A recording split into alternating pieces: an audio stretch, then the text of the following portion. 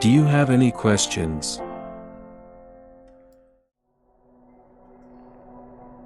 Is it possible to change one's destiny by changing one's name? Also, is it possible to find happiness by avoiding a certain direction, through aspect divination, making predictions through the study of directions? One's destiny does not improve just because one has changed one's name. A person's surname represents the history karma of the ancestors, and the given name represents the karma from the person's previous lifetimes. So, by looking at both names, it is possible to guess at a person's character and past destiny. However, the vibration of the name alone does not form the person's fate. Before a person has a surname and a given name, in other words, before the person is born, there is already an underlying cause that will project the person's destiny in the coming lifetime. This underlying cause manifests itself when a person is born to a family having a certain surname, and is called by a certain given name. The name does not form the person's destiny, but it represents the person's karma from previous lifetimes. In other words, it shows what the person did and what kinds of thoughts he or she had during a past way of life. Thus, it is possible to make guesses about a person's destiny in this lifetime based on his or her habits and tendencies from previous lifetimes, through the study of names. But it is only a guess, and we are not to infer that the guesser can see a fate that has been firmly fixed. Because fortune tellers do not see something that is definite, they sometimes guess correctly, but in many cases they do not. In predictions based on names, the names have to be studied along with the dates of birth. Therefore, it is very wrong to tell a person's destiny only through the name without asking the date of birth. Even if experts in the field tell a person's destiny with additional reference to the date of birth, they are still just making inferences from the manifestation of the person's karma accumulated in previous lifetimes. So, although one might change one's name, which manifests one's karma from past lifetimes, this alone will not enable one to improve one's destiny.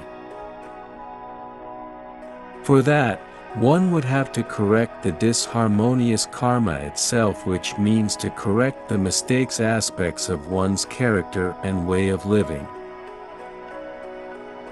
What dissatisfies me most in fortune telling by name is that most of the fortune tellers start by attacking the flawed parts of a person's anticipated destiny. Many of these fortune tellers unequivocally state that if you keep your present name, you will definitely suffer from a serious illness at around which month of which year, or that you are ill-fated for marriage, or that your life will be short. This is the same as saying that your karma is such and so, and that unless you change your name, your unharmonious karma will be sure to manifest itself, as is, in your life. This kind of guidance will cause people to become strongly conscious of their unharmonious karma, and that will chain their destiny to their cause and effect from past lifetimes.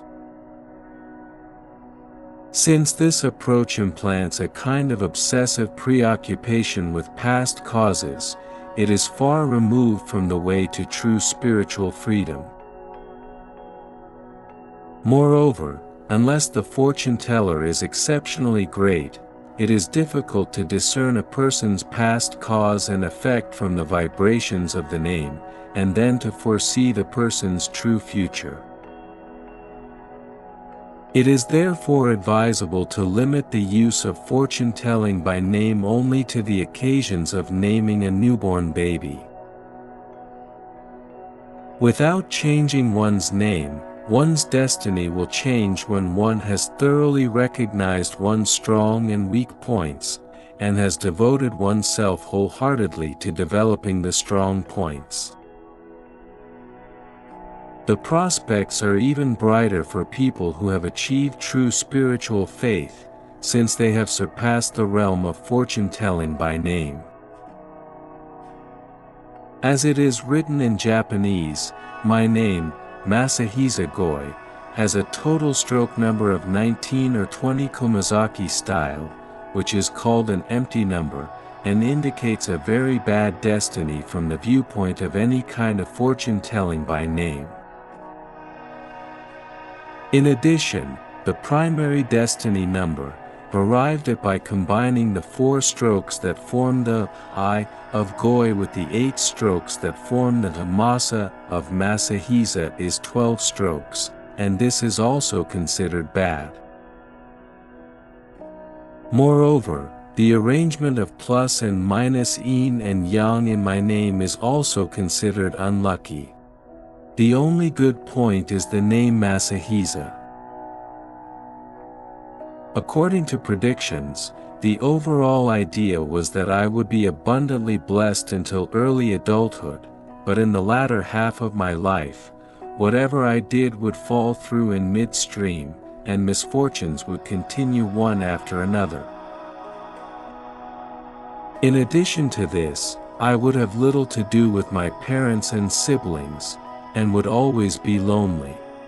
However, my destiny has turned out entirely the opposite of those predictions.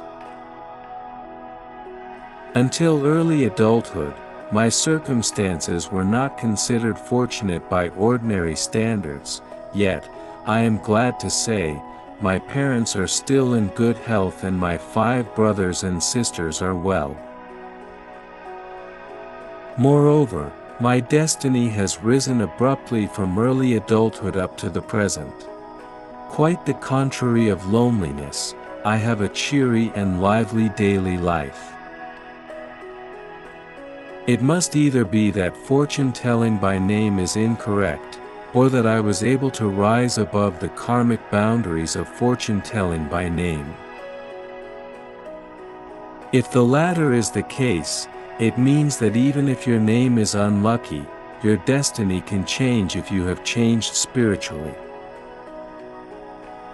In any case, the point I would like to make here is that human beings should let themselves be guided by teachings or organizations that help them jump into a bright and hopeful life, and should stay away from teachings or suggestions that cast dark shadows on their life. I'd like to urge you to entrust your destiny entirely to God, who exists within you. It is certain that when you do your very best, God will open up your destiny. It is not good to peep at your destiny trembling with fear. The courage that it takes to bravely accept your own situation is the most powerful force for clearing your path ahead of you. Human beings, live with courage. Next, let us turn to the subject of directions. Since the study of prediction by direction, or aspect divination, is based on extensive research, it is an authoritative, academically recognized system that cannot be denied. Therefore, if you believe that you can improve your destiny by avoiding a certain direction, according to the study of aspect divination, you may do so. However, what I feel concerned about is that in applying those studies and teachings, people might become timid or nervous about every little thing they do, which will bind their freedom. I do not think it likely that people who have achieved great things went about their work by checking their every move with the study of aspect divination. When you strive forward, putting forth your best efforts, based on your belief in yourself, God, your guardian spirits and divinity naturally guides you to the direction that will best develop your destiny. If you feel that you cannot believe in yourself, what you can do is to think of your guardian spirits and divinity again and again each day, asking them to protect and guide you in your actions. As you keep doing this, you will naturally come to believe in your destiny.